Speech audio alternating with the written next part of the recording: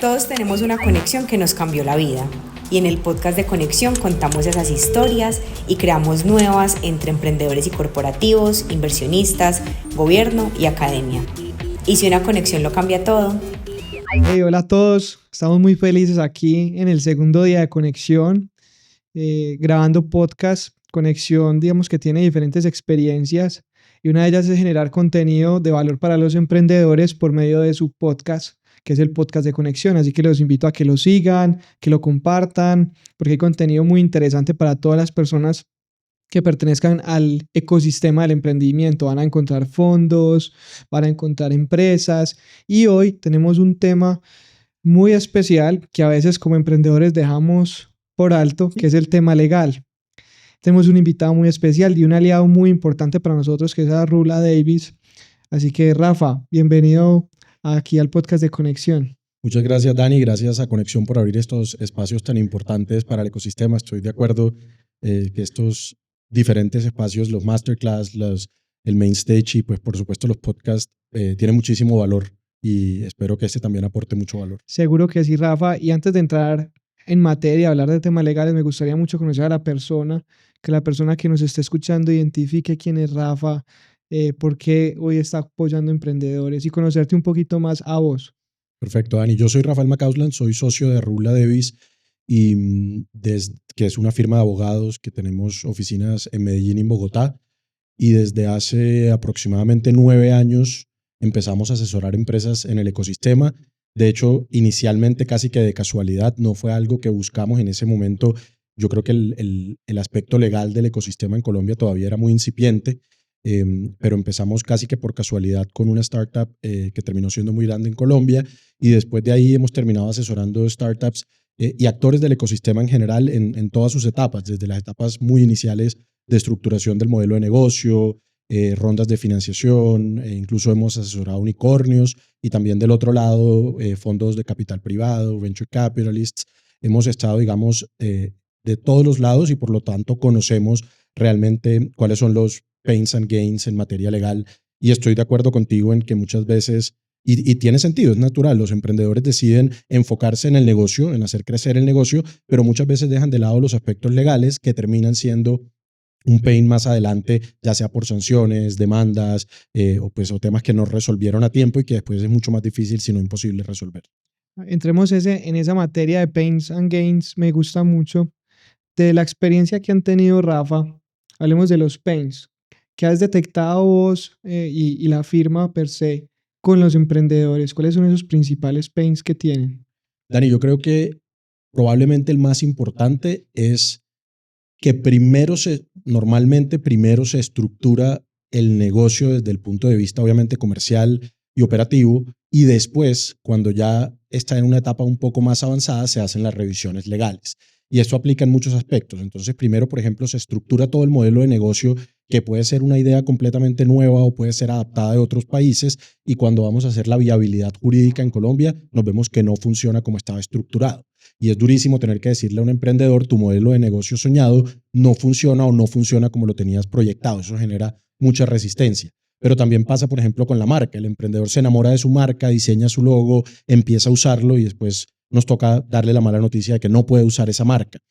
Y así sucesivamente. Yo creo que el problema principal es no pensar en los aspectos jurídicos como una de las primeras cosas que hay que hacer y dejarlo para etapas posteriores cuando probablemente ya haya que hacer cambios que impliquen reprocesos, costos, pues pérdida de energía y entusiasmo. Hablando de eso, hay un dolor que me gustaría que profundizáramos un poquito acá, que he percibido también con los emprendedores, que es el tema de socios. Porque claro, cuando empezamos un emprendimiento estamos muy ilusionados. Uno normalmente emprende con amigos, pues entre, hey, venimos, montemos este negocio, compañeros de estudio, etcétera. Pero ya después, cuando hay problemas, sanciones, que le llegó la DIAN, que empieza uno ya a pelear incluso con los mismos socios.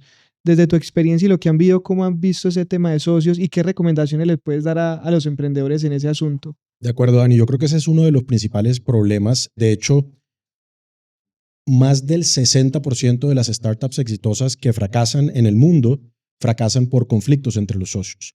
Porque claro, al principio todos somos amigos, no estaríamos creando o fundando una empresa juntos si no somos amigos, estamos en buenos términos y tenemos intereses alineados. Pero muchas cosas pueden pasar sobre la marcha. Cosas operativas como lo que tú dices, sanciones inesperadas, resultados que no eran los que se alinean con nuestros objetivos, pero también muchas cosas personales pueden pasar. Un socio puede que no tenía familia, puede tener familia, pues obviamente cambian sus prioridades.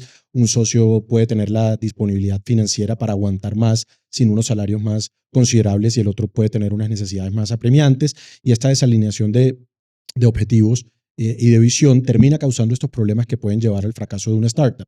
Entonces yo creo que la creación de una empresa al fin y al cabo es como un matrimonio, ¿cierto? Es un matrimonio comercial.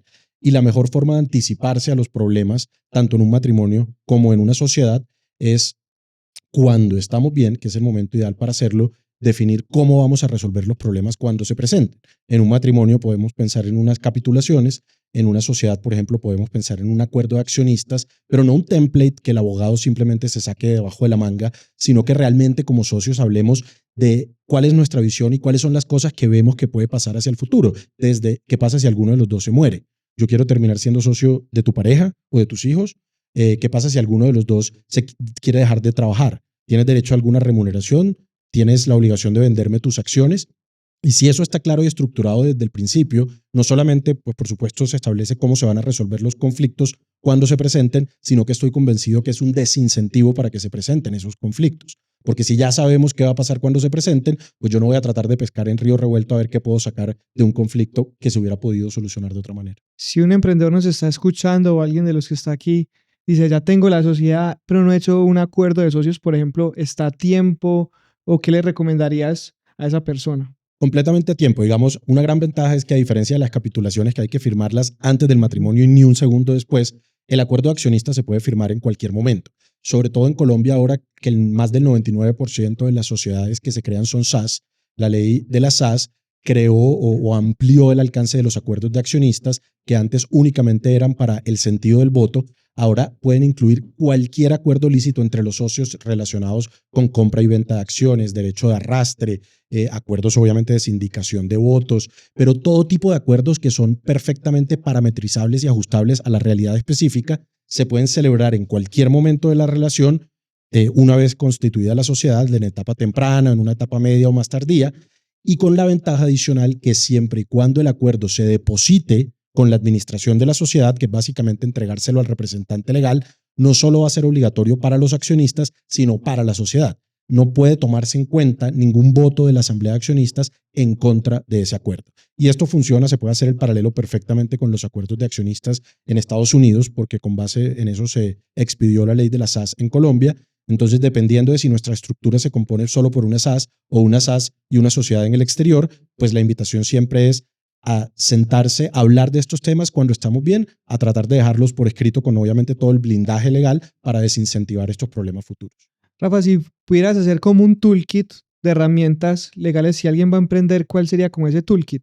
Claramente dependerá mucho del modelo de negocio, que podrá tener particularidades, pero como esa cajita de herramientas que vos le decís a un emprendedor, tiene que cumplir con eso. Dani, yo creo que son 6 cosas. Lo primero es el soft landing, la viabilidad del negocio.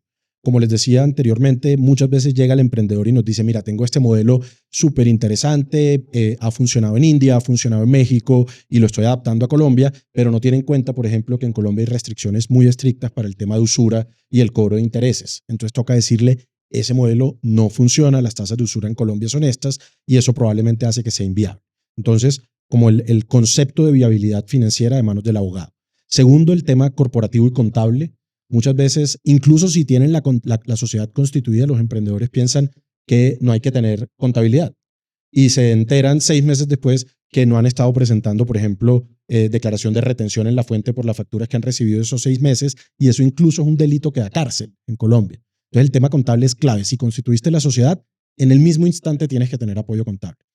Y para ir rápidamente por los otros, pues registro de marca, aspectos de protección al consumidor y protección de datos. Estos probablemente son los aspectos que más demandas e investigaciones le llegan a todos los emprendimientos y las startups en Colombia relacionados con infracciones de las normas de protección al consumidor y de protección de datos por una razón muy concreta y es la demanda se presenta por internet en la página de la SIC. Cualquier persona puede entrar a la página de la superintendencia y presentar una demanda contra cualquier empresa sin necesidad de hacerlo a través de abogado. Entonces, como es tan fácil presentarlos, pues son las que más llegan y hay que tenerlo en cuenta desde el principio. Lo otro serían los aspectos laborales, la contratación del personal, cómo se contrata. La regulación laboral en Colombia es bastante rígida y poco flexible y pues recientemente tendiendo a ser más rígida aún. Y por último, la estructuración internacional.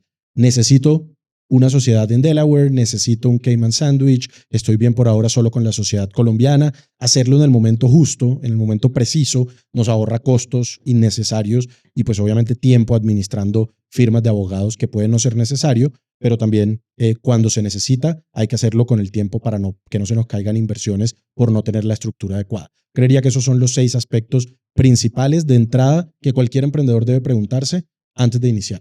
Ese sexto me lleva a una pregunta, porque claro, nosotros los emprendedores somos muy de escuchar qué hizo el otro emprendedor. Entonces, mira, yo creé mi sociedad en Delaware, meté y hacela, y empezamos a hacer casi que lo mismo, pensando que me va a funcionar igual. Y acá, por un ejemplo, hagamos el tema del sándwich en las Islas Caimán y demás. Contanos bien como un tip, obviamente eso tiene un tema de fondo muy importante, pero tips para saber en qué momento de pronto internacionalizarme, cómo buscar un país que sea, no sé, startup friendly. ¿Cómo lo ves vos, Rafa? Dani, yo creo que eso que acabas de decir es muy cierto muchas veces y también es natural, porque obviamente zapatero a sus zapatos, los emprendedores se están dedicando a crear su negocio y muchas veces en relación con los aspectos legales hacen lo que han escuchado que se hace. Y eso se refleja, por ejemplo, por mucho tiempo todas las estructuras, lo que tenían encima era una C Corp en Delaware. Y eso era lo que estaba de moda y eso era lo que se hacía, eso es lo que tiene Rappi, eso es lo que tienen pues, básicamente todas las startups de etapa temprana en Colombia. Ahora está de moda el Cayman Sandwich, entonces la gente dice hay que hacer un Cayman Sandwich. Y muchas veces la gente, pues los emprendedores llegan a sus abogados locales donde van a operar, por ejemplo en Colombia, y nos dicen, tengo que montar todo, lo único que ya tengo es un Cayman Sandwich o una sociedad en Delaware. ¿Y por qué hiciste eso? Porque me dijeron otros emprendedores que así hay que hacerlo. Sí. Entonces yo creo que la estructura internacional no hay que montarla un momento antes de que vaya a empezar a levantar dinero, sino pues a conseguir dinero de inversión extranjera, de inversión sobre todo de Estados Unidos. Si lo hacemos simplemente porque hay que tener una estructura internacional, pero por ejemplo yo no pienso empezar a levantar sino en 6 meses o un año, son 6 meses o un año de costos y tiempo innecesario invertido administrando abogados en Estados Unidos y en Delaware. Dependiendo del objetivo, de cuánto dinero quiero levantar y de quién y en qué momento, y sobre todo cuál es el exit esperado. Si solamente estoy esperando idealmente llegar al IPO, o si quiero llegar al IPO pero también estoy abierto a una venta, ahí en ese momento puedo escoger si me voy por una Delaware C Corp o armo un Cayman Sandwich, pero esto necesariamente tiene que ser en el momento indicado y con el acompañamiento legal. No porque otros emprendedores me digan que eso es lo que hay que hacer, eso termina siendo desgastante y gastando importantes recursos de dinero y de tiempo. En esa misma ola de tendencias está el tema de inversión, ¿cierto? El levantamiento de capital. Y ahí también surgen esas opciones de, hey, poneme el capital en tal país o en tal zona. Pero también hemos tropicalizado algunos documentos, entonces volvemos a lo mismo. Hey, ¿cómo recibiste la plata? No, yo hice un vesting y bajé un template, ahorita que hablabas del template de YC. Uh-huh. Entonces todos hacen el template, pero no entienden ni siquiera lo que dice. Entonces me gustaría como que hicieras como alguna reflexión sobre el template, obviamente los templates que utilizamos en el tema del emprendimiento y especialmente estas figuras que se están tropicalizando como el vesting, las notas convertibles y demás. Me encanta el término de la tropicalización, porque digamos, primero no hay que satanizar los templates. YC creó sus minutas para que fueran un template para ahorrar costos de transacción en la negociación de este tipo de documentos y son muy útiles, casi que universalmente aceptados, pero hay que tener en cuenta el entorno en el que se crearon, ¿cierto? Son unos templates probados que funcionan para el mercado americano. Pero muchas veces también llega el emprendedor y dice, yo descargué el template de YC, le pedí a ChatGPT que lo tradujera y le cambié Delaware por Colombia. Seguro se les pasó una que otra, entonces dice Delaware y Colombia y ese es el documento con el que levantan inversión en Colombia. Entonces, no necesariamente un documento que nos funcione en Estados Unidos nos va a funcionar en Colombia. De hecho, me atrevería yo a decir que la regulación en Colombia es mucho más sencilla que en Estados Unidos. En Colombia podemos hacer muchas cosas en cuanto a optimización de tiempo y de recursos que no se pueden hacer en Estados Unidos y por lo tanto coger y tropicalizar un template de YC probablemente no sea la mejor opción. Eso es lo primero. Y lo segundo, Dani, creo que también otra de estas tendencias que por moda se hacen, y lo conversábamos ayer en el Masterclass, es pensar que sí o sí para yo tener una startup exitosa tengo que buscar VC funding. Y yo creo también que es una cuestión que vale la pena preguntarse. ¿Necesito VC funding en este momento? Y eso implica no solamente pues, la posibilidad de acceder a nuevos recursos, sino también de perder el control financiero y operativo de mi empresa. Entonces, creo que es una pregunta muy importante que hay que hacer, si no tomarla a la ligera como para ser una startup exitosa, necesito tener VC funding. No creo que eso sea cierto. De pronto nos puedes compartir casos de los que puedas como conversar, en los que hayas visto como ese tipo de problemas que llegan con un template que no era y llegan, vení abogado, ayúdame con esto, o sea, compartirnos como anécdotas que de pronto te hayas tenido, que puedas obviamente contar. Claro, nos ha pasado, por ejemplo, que llegan emprendedores y nos dicen, bueno, ahora sí ya quiero tener apoyo legal. Ah, bueno, ¿cuánto llevas operando? 1 año y medio. ¿Y has levantado inversión? Sí, pero solo colombianos. Hemos firmado safes y yo han firmado safes con colombianos. ¿De dónde sacaste el safe? Lo descargué de la página de YC y literalmente lo traduje por ChatGPT.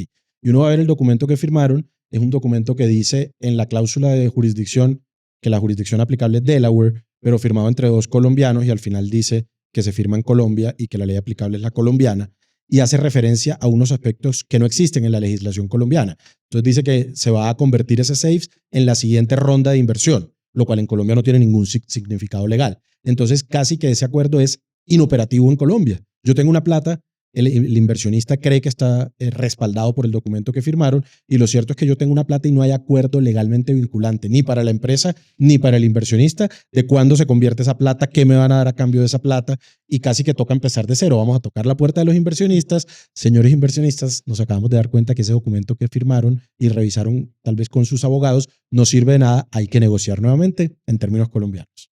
Yo te voy a preguntar, porque va alguien en el carro trotando, está escuchando este podcast y escuchó esto y dijo, ay, fue pucha, la cagué. Puede pasar, puede O sea, pasar. te va a entrar en pánico, le va a dar un ataque de ansiedad, yo te recibí un montón de plata. Entonces, ¿qué tienen que hacer? Ir a tocar puertas nuevamente. Sí, digamos, se puede solucionar. Afortunadamente esto no es un error drástico, tiene solución, pero obviamente sí es, digamos, como la vergüenza comercial en cierto punto de tener que ir al inversionista a decirle, yo no había buscado acompañamiento legal hasta este momento, entonces ahora que sí tengo acompañamiento legal tenemos que volver a firmar otro documento. Muchos inversionistas pues no verán esto con malos ojos, pero otros puede que pues sí piensen que le falta un poco de seriedad. Entonces la recomendación ideal, el escenario ideal es hagámoslo desde el principio, pero si vas trotando en este momento escuchando el podcast y te das cuenta que tienes 10 o 15 safes tropicalizados que tradujiste con ChatGPT, estás a tiempo de hacerlo todavía. Puede que te vayas a sonrojar un poco tocando la puerta de tus inversionistas, pero lo puedes hacer. Pero entonces es mejor ponerse coloradito, como dice uno coloquialmente, ¿cierto? Ir y tocar la puerta, quedarse callado, porque después es peor.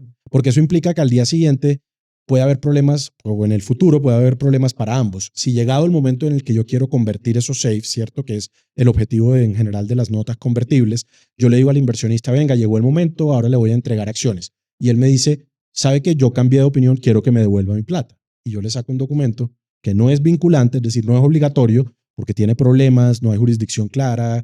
Él podrá exigir judicialmente que yo le devuelva esa plata, y eso puede implicar en muchos casos la quiebra o la descapitalización de la empresa si ahora tengo que devolver el $1 o $1.5 millones que he levantado, o los $100.000 que he levantado hasta el momento. Pero también para el inversionista, si el día de mañana el emprendedor asesorado se da cuenta que no tiene que entregarle acciones, sino devolverle la plata de una empresa exitosa, lo podrá hacer. O sea, quedan desprotegidos ambos. Es mejor solucionarlo desde el principio y que ambos tengamos expectativas claras y alineadas sobre lo que jurídicamente va a pasar. Rafa, hemos hablado mucho como de ese proceso de creación, de internacionalización. Pues me gustaría preguntarte desde tu ejercicio, desde tu experiencia actual, si ves que, porque a uno le llega, no, es que muchas empresas, startups, pues no prosperan, se quiebran, se cierran.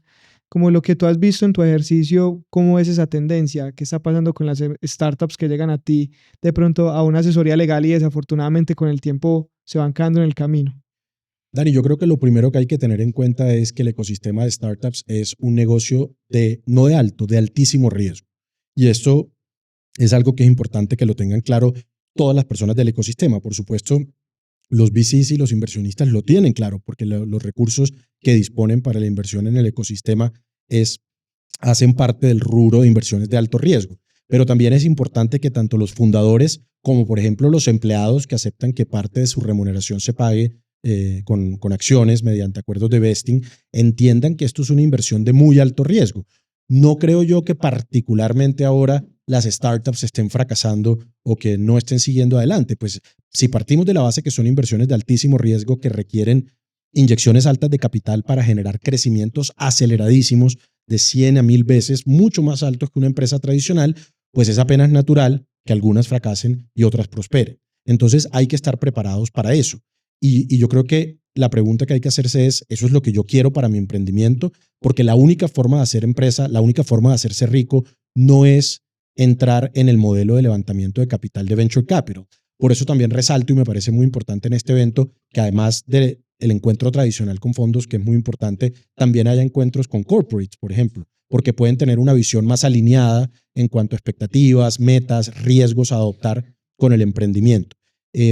Sí es cierto, y eso yo creo que es indudable, que hace unos años empezó a explotar o explotó la burbuja de los unicornios, esas épocas que tal vez algunos recordemos que se levantaba plata con un pitch y un Excel que lo aguantaba todo. Eso ya cada vez es más difícil y yo creo que es bueno porque le termina dando un poco más de aterrizamiento a la realidad, al ecosistema. Eso no quiere decir que no haya inversiones, pero ahora para invertirte $1 millón, yo quiero saber si el negocio tiene futuro y eso tiene mucho sentido. Entonces no creo que estemos en un momento particularmente crítico, de pronto un poco más ajustadas a las expectativas a la realidad. Rafa, y para cerrar, como un llamado, una invitación a los emprendedores a que busquen como el apoyo legal desde el principio, creo que es un mensaje que ha quedado de este podcast muy marcado, pero de cierre, ¿qué les podrías decir a todos esos emprendedores? Sí, yo creo que, por supuesto, que los emprendedores deben tener como prioridad su negocio. Pero si no pensamos como una prioridad desde el principio los aspectos legales, la estructuración del negocio y todos estos, este toolkit que mencionamos, entre otros, que habrá que adaptarlo a cada caso en concreto, esto lo único que termina generando es reprocesos, costos, gastos y dolores de cabeza. Entonces la invitación es a buscar este acompañamiento legal desde una etapa temprana, ojalá muy temprana, que aunque no sea lo más entretenido sentarse a hablar con un abogado y escuchar los aspectos legales de mi idea de negocio, definitivamente es una decisión muy inteligente, muy conservadora y que me termina ahorrando muchísimos dolores de cabeza a futuro. Obviamente en Arrula Davis estamos absolutamente abiertos a recibirlos, escucharlos. Nos encanta entender lo que el emprendedor tiene pensado para su negocio y en la medida que sea posible ayudarlo a adaptarlo a la realidad jurídica colombiana y sacar adelante, ser sus aliados legales. Y en general creo que eso es lo que se debe buscar en una firma de abogados, cualquiera que no sea una firma que sea un obstáculo y me diga que no se puede, sino que sea un aliado legal que me diga cómo se puede o qué debo tener en cuenta para que el emprendedor se pueda dedicar a lo que sabe y el abogado se pueda dedicar a prever estas contingencias legales y evitar problemas y dolores de cabeza futuros. Y ahí también como si un emprendedor te dice, hey, me pasó esto, no necesariamente eso te va a pasar a vos, o utilizar, pues está bien utilizar ChatGPT, pero no quedarse que ChatGPT sea como la estructura legal o los templates y demás. De acuerdo, ChatGPT yo creo que es como un paralegal de derecho, es decir, un estudiante de derecho que está entrando al mundo jurídico y por lo tanto cualquier cosa que diga ChatGPT hay que verificarla con un abogado que tenga experiencia en la materia y que le hayan pasado cosas. ChatGPT revisa textos. El abogado no solamente revisa leyes y conoce leyes, le han pasado cosas a sus clientes, ha tenido experiencias positivas y negativas y esa experiencia nunca la va a tener ChatGPT. Y de acuerdo, reiterar la invitación que no porque a un emprendedor le haya funcionado un modelo X, quiere decir que es exactamente el mismo que yo tengo que hacer. Las cosas cambian, la ley cambia, las realidades de cada negocio son diferentes y la idea es buscar una solución jurídica que sea absolutamente parametrizable y personalizada a las necesidades del emprendimiento. Y aunque parezca que esto termina siendo muy costoso, hay muy buenas opciones en el mercado para que esto no sea tan costoso. Nosotros, incluyendo a Arrula Davis, pero también otras, tenemos paquetes especialmente creados para emprendedores que hacemos que esto sea muy razonable de cara a la realidad de este tipo de negocios del ecosistema. Rafa, de parte de Conexión, a Arrula Davis, pero a ti también particularmente, muchas gracias por ser nuestros aliados y por compartir conocimiento con nosotros. Ya saben, emprendedores, asesórense bien desde el punto de vista legal y aquí tienen una firma aliada muy importante para ello. Muchas gracias, Dani, y gracias a Conexión por abrir estos espacios tan importantes para el ecosistema y estamos seguros que será un gran éxito todo lo que está pasando aquí en estos 2 días. Mil gracias. Gracias.